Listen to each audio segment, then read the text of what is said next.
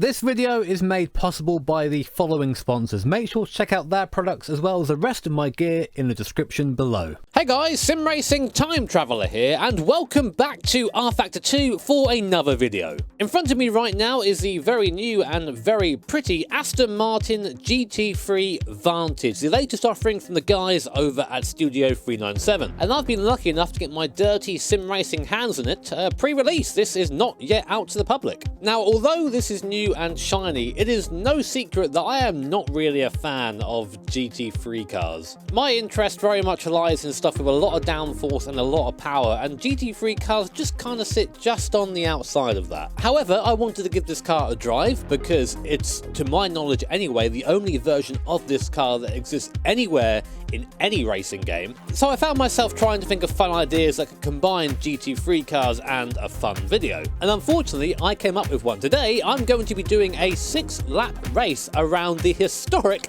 Monaco Grand Prix circuit. I've always wondered what it would be like to race GT3 cars at modern Monaco, so I thought, why not go one better and use the 1966 historic Monaco that R-Factor 2 comes with. Alongside Racetrim, R-Factor 2 has some of the best AI you can find anywhere in any racing game.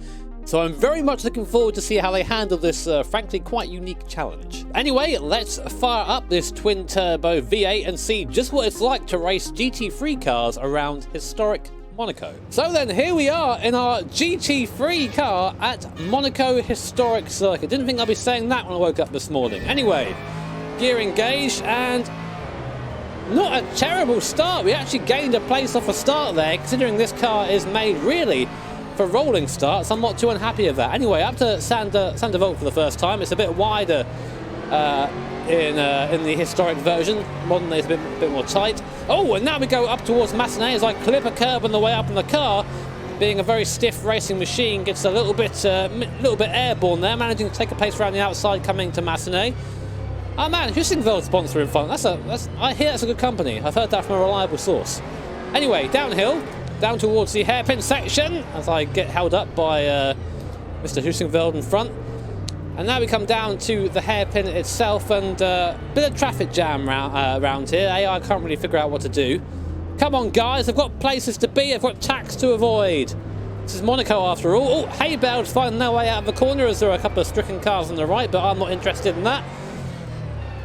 And now down to the bottom of the circuit. This is where the tunnel starts on the modern day circuit, but as you can see a bit further back down here. And now we are approaching the scariest part of the circuit. Get ready to pucker up. Oh. I very nearly grazed that arm car on the right there, and that would have been game over instantly, probably into the harbour, which a lot of people did back in the day.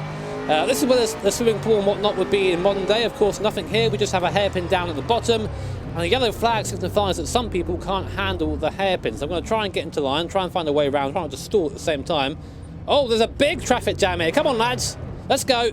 There you go. We made it all through. We did that together as a team. But one lap down at historic Monaco in our Aston Martin V8 twin-turbo Vantage. It feels weird to say that, unfortunately. I mean, I very much prefer the old V12 in terms of sound and just presence.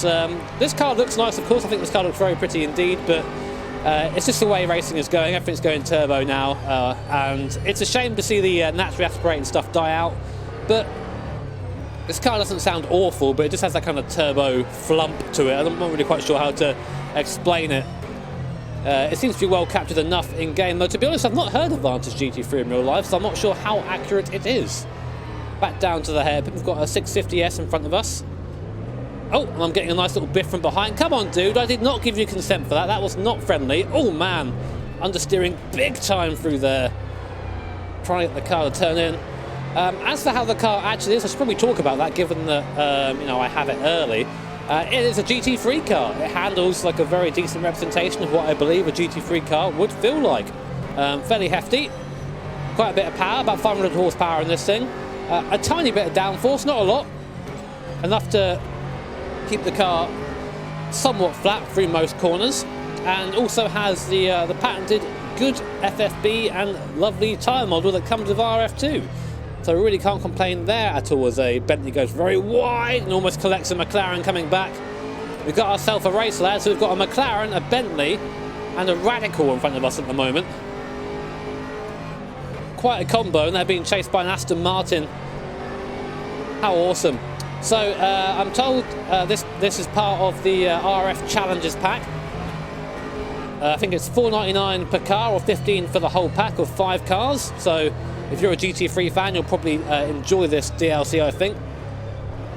Oh wow, just nowhere to get the power down around here. It's so bumpy.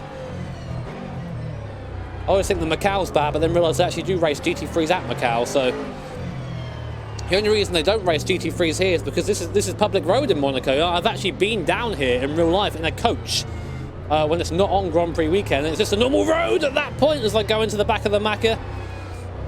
So you can't just have people racing around there all year long, much to my dismay, of course, because I think Monaco is always entertaining for a race, usually for the wrong reasons. Now, I've got a bit of a draft here, but I cannot overtake down here. I need to really thread the needle. It's so difficult getting an idea of how big the car is, and I haven't driven it that much so far.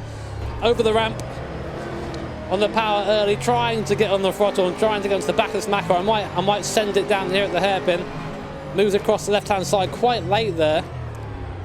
The way that corner sort of curls around really doesn't encourage overtaking. I get biffed from the inside by the Macca.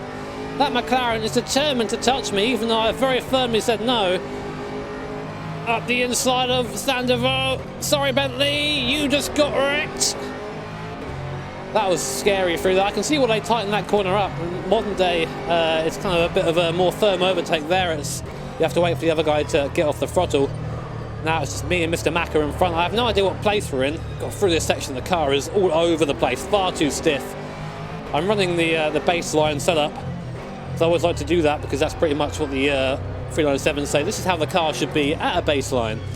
So it's good to get an idea of how it feels, but round here it's just not a good setup. Of course, these cars not designed to race here at all, which is fair enough.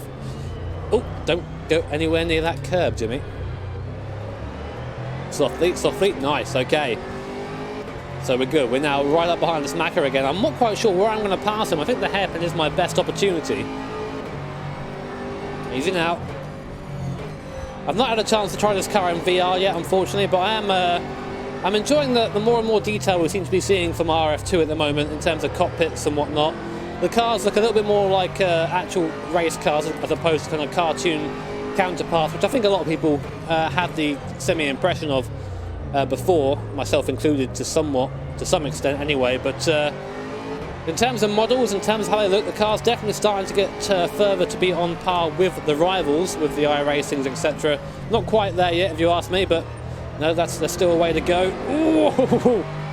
The only thing that I think I'm still struggling with, and maybe it's just my own settings, is performance still isn't 100%.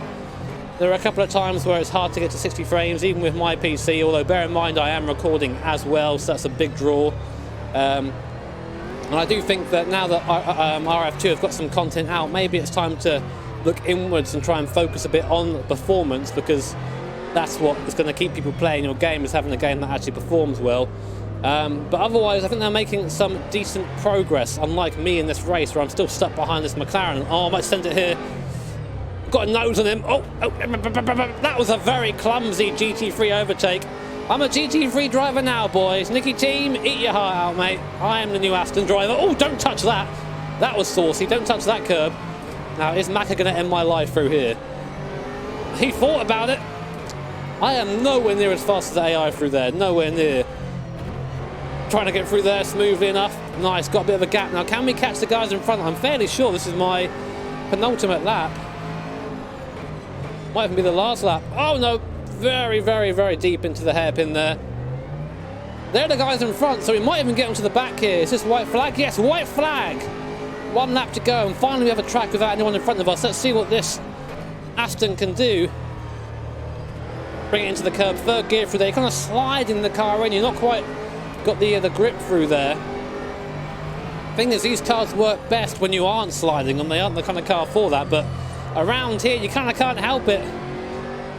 You end up throwing the car around a bit like that. Ooh, right on the bumps. The first gear down to the hairpin once more, soft on the power, nice, but then firm on the brake. Go on, turn in, good boy.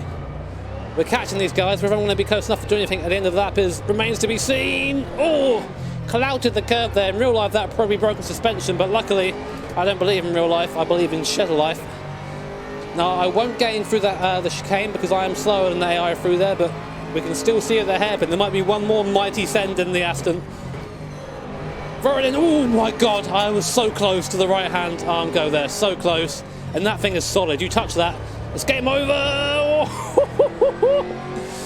Street circuits are scary, okay? I'm a bit too far back for the ultra send, but oh, it's a yellow flag. We might gain some places. What's going on? Guy in the wall. Slow radical. Come on. I don't think I got the radical. Damn it, damn it, damn it. Oh, that was a checkered flag there. Maybe I did get the radical. Whew. But there you go, guys. That was 6 laps of historic Monaco in an Aston Martin Vantage GT3 car. I'm not really a fan of GT3 cars in general, but I enjoy driving this. The feel in the wheel is something you just come to expect from RF2, but when you're away from it for a while, you kind of forget how good RF2 can feel. And this is definitely a good example of the strength of R Factor 2. But guys, hope you enjoyed that. If you did, of course, make sure to hit that like button. If you really enjoyed it, hit subscribe to be notified of future videos. Oh, before I go, I should probably find out if I beat that radical or not. Well, bugger, I didn't beat it, but that was a fun finish regardless. But yes, anyway, guys, do all the good things, like, comment, subscribe, etc. Thank you very much to the guys at Studio 397 for letting me play with this early. Take care, have an awesome day, see you all next time.